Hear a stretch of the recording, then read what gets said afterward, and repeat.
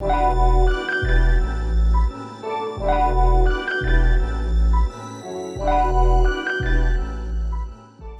everybody, how are you? This is Andreja, and in today's video I'll show you how I created this little simple watercolor illustration.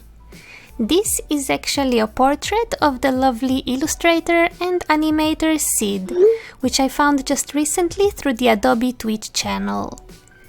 She's an incredibly inspiring person, not just in terms of artwork that she creates, but also in terms of personality. She's kind, authentic, and so hardworking, and so I was inspired to draw her. I began by drawing a sketch on my computer. I use a Wacom Cintiq Companion 2. The program is Paint Tool SAI. I will leave all the info and links about the tools and materials that I'll use in the description box. In case you were wondering about the glove, it is just so that my hand glides more smoothly on the screen and to keep it clean.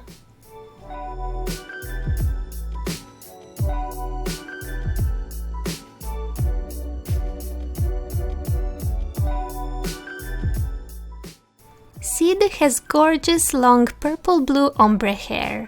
I was watching one of her live streams and I kept thinking, I want to draw her hair, it's so pretty. Alright, now that the sketch is roughly done, I printed a copy out on regular print paper, which I will then trace onto a mixed media paper. Tracing on top of such thick paper can be quite a challenge. I used to do it on the window on bright days, but nowadays lightboxes are not nearly as expensive anymore, yay! My lightbox is an A3 from Huion. I will again leave all the info in the description. I am really happy with my lightbox, especially since it is dimmable. That way I can control the brightness depending on my needs. Here is when it is off. You really can't see a thing under that thick 225 GSM paper. But as soon as you turn the light pad on, you can start tracing straight away. By the way, this is the pencil that I used for 95% of my line work. However, I also mixed in some blue and purple pencils from Holbein and Faber-Castell. You will see it later. I trace slowly and carefully, making sure to keep the pencil's point really sharp. I am sure you guys know that these pencils can be quite expensive, and you can end up wasting a lot when constantly sharpening them. This is why it is super important not only to use a good sharpener, but also to be mindful about how you are sharpening your pencils. I cover this exact topic in my Back to Basics series. So if you want to learn my tips for the perfect sharp point and the best sharpener, then check it out. Okay, here I am done with the tracing. So here I clean up and polish the line work a little bit further.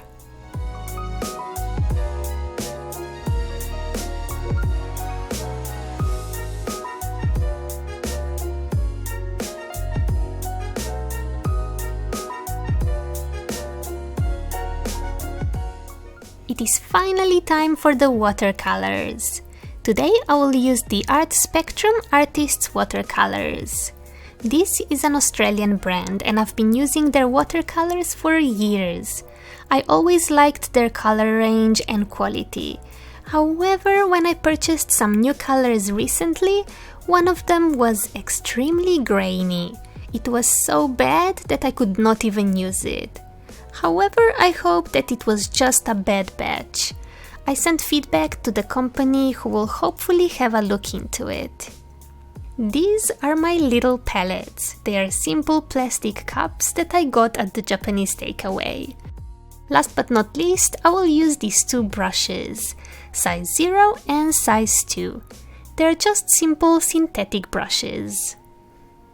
Before I start any sort of traditional illustration, I always do some quick tests and studies, just as a warm-up to get used to the materials that I will use. I use both wet on wet and wet on dry technique.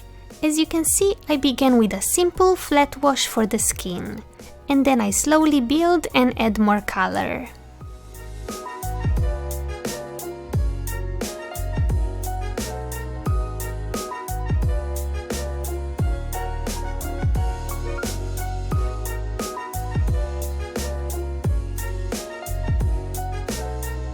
For the hair I also do a flat wash, but this time I make it into a gradient.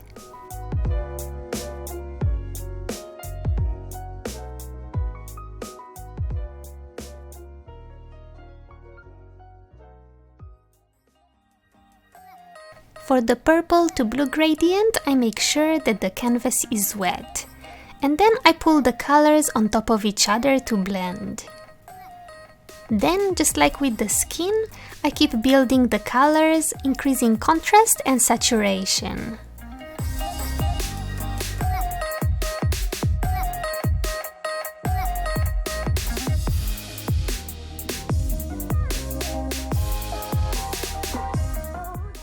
For the highlights I use my trusted Uniball white pen.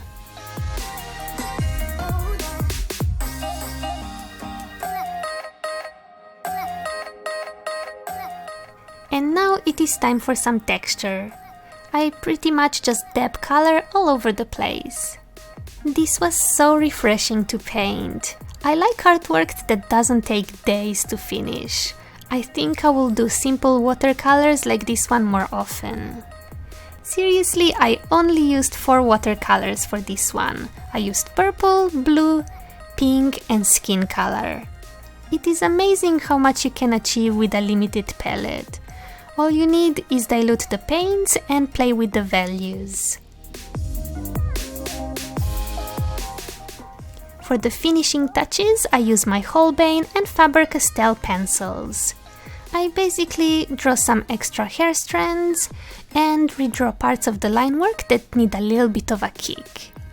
The Holbein pencils were a little bit too soft for such detailed work, so I ended up switching to Faber-Castell quite soon.